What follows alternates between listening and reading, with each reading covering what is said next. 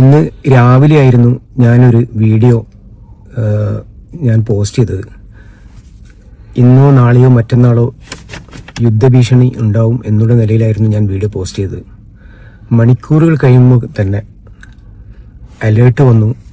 ഞങ്ങളൊക്കെ ജോലി ചെയ്യുന്ന ഓഫീസിൽ നിന്ന് എല്ലാവരും അവരെ സുരക്ഷിതമായ അവരെ റൂമിലേക്ക് പോകണം, പാസ്പോർട്ട് എടുക്കണം. ഇത് സത്യം പറഞ്ഞാൽ പാസ്പോർട്ട് പോലും ഞങ്ങളുടെ കയ്യിലാണ് ഉള്ളത്. പിന്നീട് നമ്മൾ കണ്ടതെന്ന് പറഞ്ഞാൽ ഒരുപാട് ഡ്രോണുകളൊക്കെ വരുന്നു, അതൊക്കെ ഇങ്ങനെ തകർക്കുന്നുണ്ട്.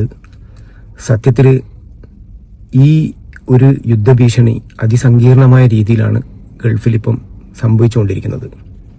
കാരണം ഏത് സമയത്തും വിശുദ്ധ മാസങ്ങൾ, വിശുദ്ധ ദിവസങ്ങളൊക്കെയാണ് ഇസ്രായേലും അമേരിക്കയൊക്കെ തിരഞ്ഞെടുക്കാറുള്ളത്.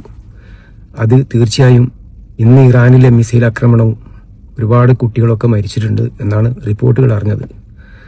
തീർച്ചയായും പ്രവാസികളെ സംബന്ധിച്ചിടത്തോളം വല്ലാത്തൊരു ആശങ്കയിലാണ്. എന്തെങ്കിലും ഒരു ശബ്ദം കേൾക്കുമ്പോൾ തന്നെ അവർ ഫ്ലാറ്റിന്റെ താലിങ്ങനെ ഇറങ്ങി നോക്കും. വളരെ ഭീതിയിലാണ് പ്രവാസികൾ. ഇൻഷാ അല്ലാഹ് എല്ലാവരും ദുആ ചെയ്യുക. കാരണം ഒരുപാട് പ്രതിസന്ധികളിലൊക്കെ ഉള്ള ആൾക്കാർ, നാട്ടിൽ ഒരുപാട് കടങ്ങളും പ്രശ്നങ്ങളും, ഉപ്പാക്കും ഉമ്മാക്കും ഒക്കെ അസുഖമായിട്ടും ഒക്കെ അവർ മെഡിസിനും മറ്റുള്ളതിനൊക്കെ പൈസയൊക്കെ വളരെ സ്വരൂപിച്ചിട്ടാണ് അവർ നാട്ടിലയക്കുന്നത്.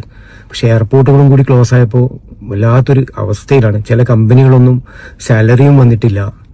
അപ്പം മൊത്തത്തിലൊരു വല്ലാത്ത അരക്ഷിതാവസ്ഥയിലാണ് ഉള്ളത്.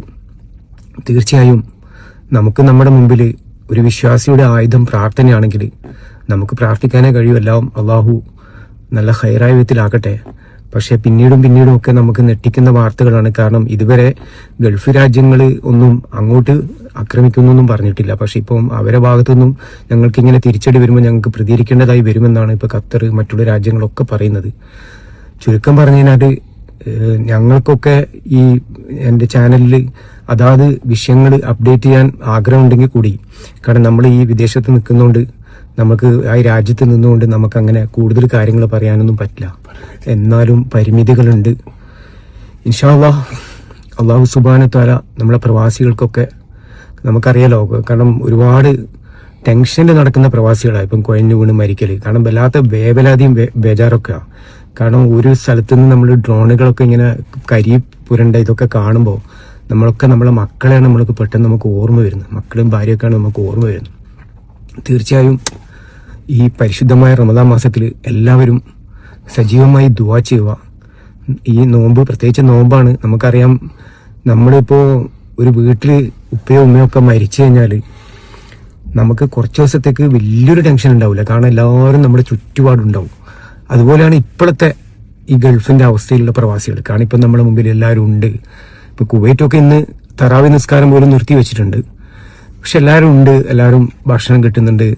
നോമ്പിന്റെ ആ ഒരു സമയത്താണ് ഇങ്ങനത്തെ ഒരു ഞെട്ടിപ്പിക്കുന്ന ഒരു മിസൈൽ ആക്രമണങ്ങളൊക്കെ കണ്ടിട്ട് പ്രവാസികൾ വളരെ അരക്ഷിതാവസ്ഥയിലായിരുന്നു. പിന്നീട് നോമ്പൊക്കെ തുറന്നു. കാണാം, ഫുഡ് കാര്യങ്ങളൊക്കെ ഉണ്ട്, നമുക്ക് കിട്ടുന്നുണ്ട്, ഹോട്ടലുകളൊക്കെ പ്രവർത്തിക്കുന്നുണ്ട്. പക്ഷെ സങ്കീർണമാകുമ്പോൾ ചിലപ്പോൾ നമുക്ക് കുവൈറ്റിലൊക്കെ അറിയുന്നതാണല്ലോ, എല്ലാവരും അറിഞ്ഞ കാര്യമാണല്ലോ കുവൈറ്റ് യുദ്ധ സമയത്തൊക്കെ ഭക്ഷണങ്ങളും വെള്ളം പോലും കിട്ടാത്ത അവസ്ഥയൊക്കെ. അത്രയും സങ്കീർണമാകുന്ന അവസ്ഥയെക്കുറിച്ചിട്ടൊന്നും നമ്മൾ ചിന്തിക്കുന്നില്ല. കാരണം എല്ലാവരും ഇപ്പം നമ്മളെ ചേർത്ത് പിടിക്കാൻ ഇപ്പം എല്ലാവരും ഒരുമിച്ചാണ്, ഒരു സ്ഥലത്താണ് ഇരിക്കുന്നത്. എല്ലാവരും സംസാരിക്കുന്നുണ്ട്, എല്ലാവരും ഭക്ഷണം കഴിക്കുന്നുണ്ട്, എല്ലാവരും നിസ്കരിക്കുന്നുണ്ട്. ആ ഒരു നിലയിലായതുകൊണ്ട്. പക്ഷേ ഇതിന്റെ പ്രത്യാഘാതം ഇനി കൂടുതൽ നിലയിലേക്ക് പോവുകയാണെങ്കിൽ അതിസങ്കീർണമായിരിക്കും എന്നൊരു യാതൊരു സംശയവുമില്ല.